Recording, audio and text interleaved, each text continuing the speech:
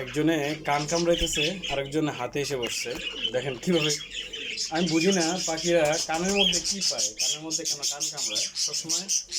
মানে কাঁধে বসে কান কামড়াবে, দাড়ি কাটবে, এই যে দাড়ি কাটতেছে, দাড়ি কাটতেছে।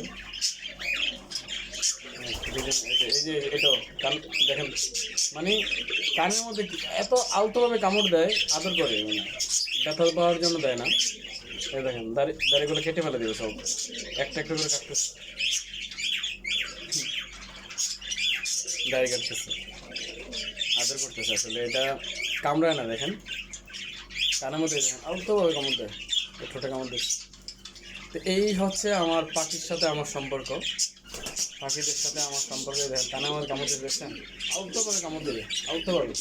ওরা কিন্তু চাইলে একদম কামড় দিয়ে কেটে ফেলতে পারে মাংস। এটা হচ্ছে পাখির সাথে আমার সম্পর্ক।